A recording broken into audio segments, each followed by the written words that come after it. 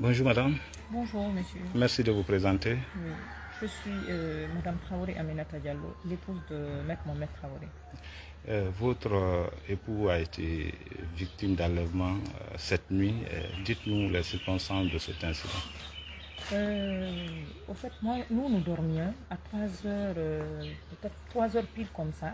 On entend la porte d'entrée, un bruit, un grand bruit. On a tapé fort, plusieurs coups.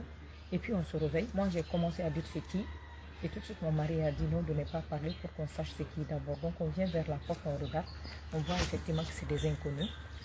Et ils ont commencé à nous dire d'ouvrir la porte. On n'a pas voulu ouvrir. Nous, on ne parlait pas. Ils ont tout fait. Et puis après, ils sont venus vers la porte principale. Ils ont entrouvert un tout petit peu légèrement la porte parce qu'ils n'arrivaient pas à défoncer la porte.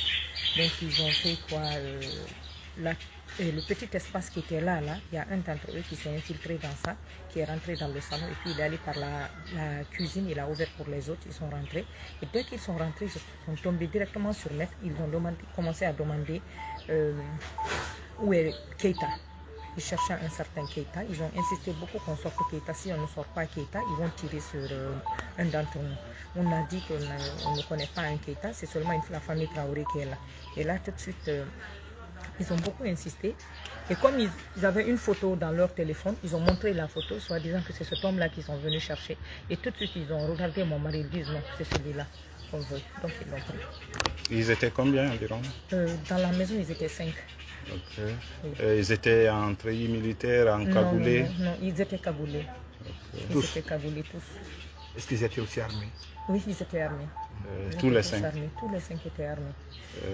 À cette heure, est-ce que vous connaissez la destination de votre époux? Non, pour le moment, je ne connais pas. Et quelle a été la démarche que vous avez menée? Est-ce que vous avez alerté la BAC, la police, exactement, la gendarmerie? On avait appelé mon garçon, mon fils a appelé la BAC, ils ont appelé aussi le chef de quartier, ils ont appelé aussi une gendarmerie, il a appelé aussi une gendarmerie, mais c'est seulement après avoir eu le chef de quartier, 30 minutes après que la BAC est venue maintenant. Et ils sont venus quand même, ils ont essayé de calmer la situation, mais ils étaient déjà partis. Les assaillants étaient déjà partis. Avez-vous un appel à lancer à l'endroit des autorités quant à vous aider à retrouver votre époux? Moi, je dirais, le seul appel, c'est seulement au président de la République, lui demander gentiment de me rendre mon époux.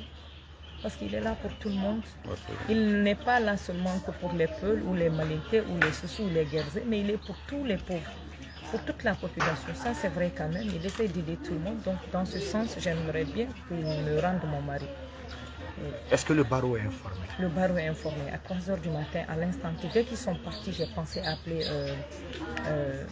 Maître Soufiane, qui est un membre de la famille, aussi un avocat. Je l'ai appelé et tout de suite, il est arrivé. Parce qu'il était là, il est là depuis 3 heures. Il vient juste de quitter. Et il a aussi passé l'information au niveau du barreau. Et Maître revenait de la Mecque? Oui, il est revenu de la Mecque depuis mercredi. Il est revenu mercredi soir. Ça fait même pas une semaine? Non, pas une semaine.